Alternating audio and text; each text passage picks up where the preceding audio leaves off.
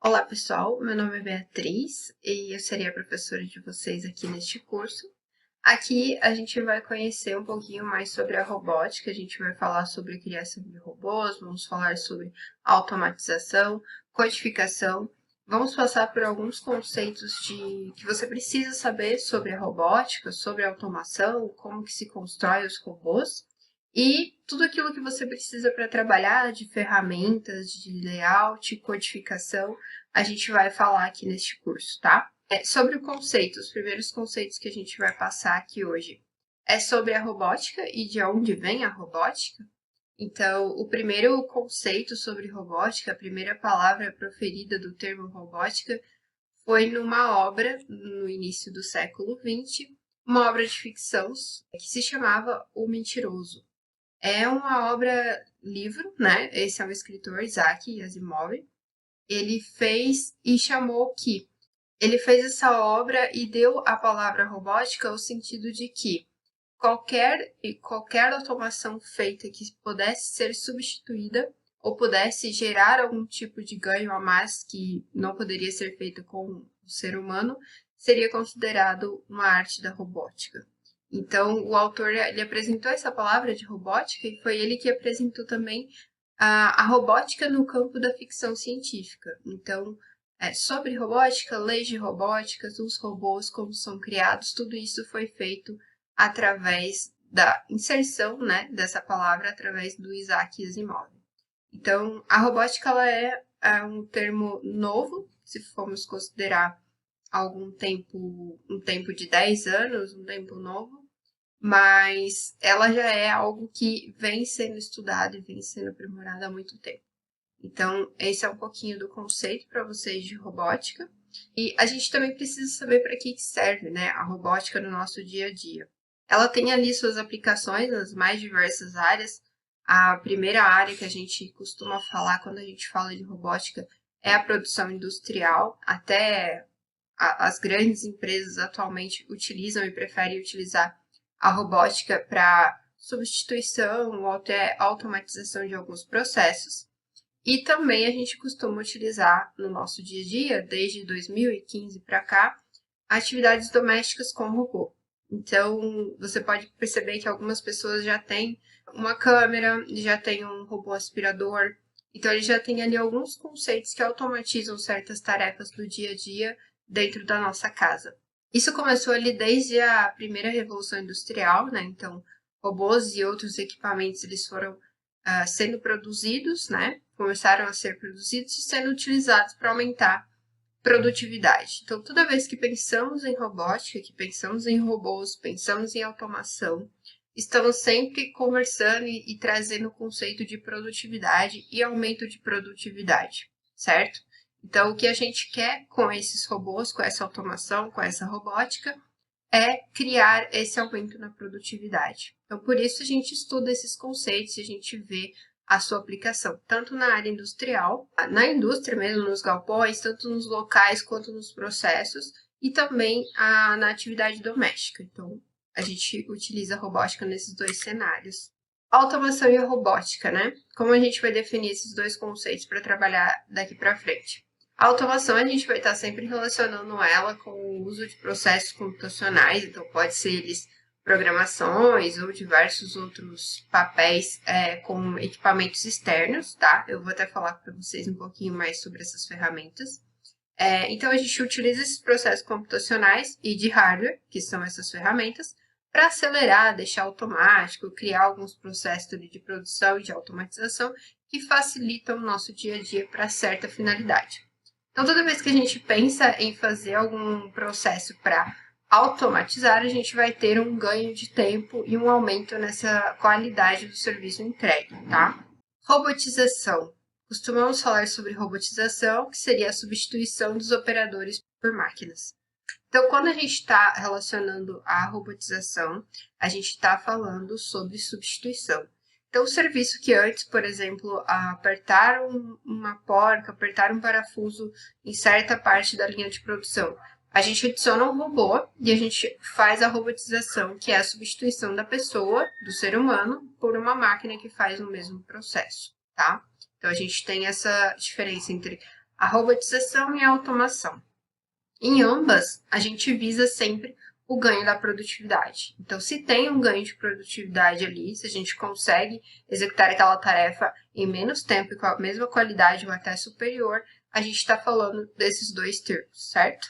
A gente só tem que lembrar que um é mais computacional e o outro é substituição. O que a gente deve esperar desse curso, né? É interessante a gente sempre alinhar as expectativas do que você gostaria de ver por aqui e o que a gente vai entregar.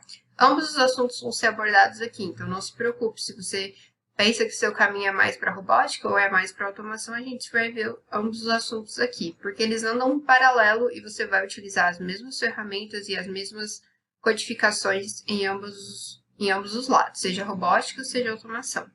A gente pode utilizar também diversos itens de automação em robótica, e a gente vai ver um pouquinho sobre isso, porque uma vez que a gente vai automatizar e a gente vai ganhar tempo, né, vai ganhar qualidade, a gente já pode melhorar, né, ou seja, automatizar os processos que já são robotizados.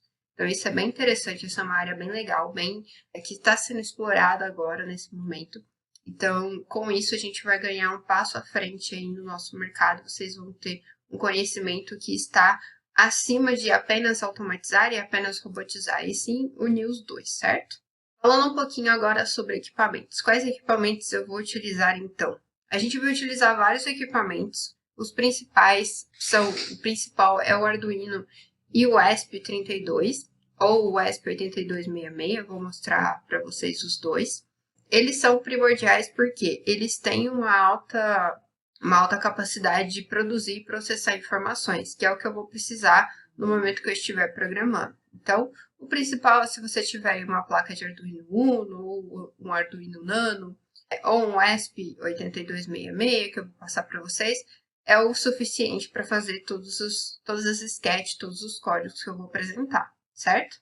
Além desse componente, que é o principal, que ele tem essa capacidade de processamento mais alta, a gente vai ter alguns componentes que estão mais relacionados com a parte elétrica de condução do que necessariamente itens de programação, certo? Então aqui a gente vai ter um resistor, que são equipamentos bem fáceis de encontrar, caso você morar numa cidade que é menor, no interior, onde eu não tenho uma loja que possui esses itens, a gente encontra na internet facilmente e eles costumam custar centavos. Então ele é bem baratinho, vocês conseguem encontrar nos sites de marketplace vocês costumam encontrar, e são ferramentas que a gente vai utilizar em conjunto. Por quê? A gente vai começar a criar os nossos sistemas, né, os que poderiam ser embarcados, que eu vou explicar para vocês mais adiante. E quando a gente cria esses sistemas, a gente precisa de parte elétrica, a gente precisa desses resistores para fazer condução, para ter uma potência segura, para não queimar os componentes. Então, a gente vai ter itens que estão relacionados não necessariamente com a programação, mas que precisam fazer parte do nosso elemento, nosso conjunto como um todo, para poder não queimar os nossos equipamentos e a gente utilizar ele da melhor forma, né, a sua qualidade máxima. Aí eu trouxe uma imagem para vocês verem um pouquinho sobre um kit, como seria um kit total, né, itens básicos que a gente deveria ter. Então, a gente tem alguns jumpers aqui, a gente tem uns conectores, né, que são alguns cabinhos de condução de um lado para o outro. A gente tem uma protoboard, a gente tem resistores, a gente tem LEDs. Então, todos esses itens aqui, eu vou mostrar alguns deles para vocês, né, e a gente vai falar um pouquinho mais com detalhes sobre o que cada um faz. Além desses itens, né, mais da parte elétrica, de condução e resistência na parte de eletricidade, a gente também vai ter os sensores. Então, esse sensor mais aqui embaixo, ele é um sensor de luminosidade. A gente tem sensores de temperatura, sensor de presença, sensor de umidade. Então, todas essas informações, todos esses sensores, eles captam alguma informação, levam para o nosso dispositivo e a gente trabalha com essa informação, dependendo do nosso objetivo. Então, todos esses itens, eles são necessários para captar informações no ambiente que a gente vai estar automatizando ou robotizando, tá? Um exemplo é esse daqui, é o fundo desse equipamento de sensor. Então, esse mais redondinho, parece uma bolinha, uma meia bolinha, é um sensor de presença, igual aqueles que a gente tem instalados por aí em ambientes, geralmente clínicas, né? A gente costuma ver alguns desses dessas caixinhas ali, que são sensores de presença para ativar um alarme ou coisa do tipo. A gente vai estar vendo a parte de trás dele, tá? Nessa parte de trás, a gente tem alguns itens que é importante a gente conhecer. De todos os equipamentos, cada um é diferente do outro. Um é diferente do outro. E para isso, a gente precisa ter uma noção básica de eletrônica. Mas se caso você não tiver, não tem problema. É só você pegar o manual desse equipamento assim que ele chegar e dar uma olhadinha.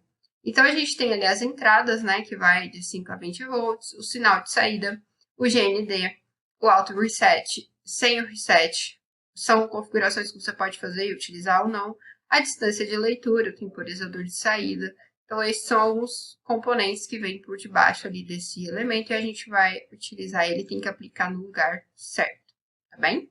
Como que eu vou saber como lidar com todos eles? Eles são realmente muitos. Aqui a gente está vendo só alguns. Esses foram alguns que eu mostrei para vocês em detalhes. Mas, para a gente poder aprender com profundidade, saber exatamente o que cada um faz, como eu vou aplicar, a gente vai ver eles sendo utilizados na prática, com projetos reais. E isso vai dar mais detalhes e mais profundidade para vocês poderem procurar novos sensores e até utilizar em outros projetos futuros. Então, fiquem tranquilos que a gente vai fazer isso com detalhe em cada um deles, tá? Então é isso, essa é a aula de introdução, eu espero que vocês tenham gostado até aqui. Na próxima aula a gente já vai fazer a parte de instalação e a gente vai junto, lembrando que estamos sempre aqui para poder passar o melhor conhecimento para vocês.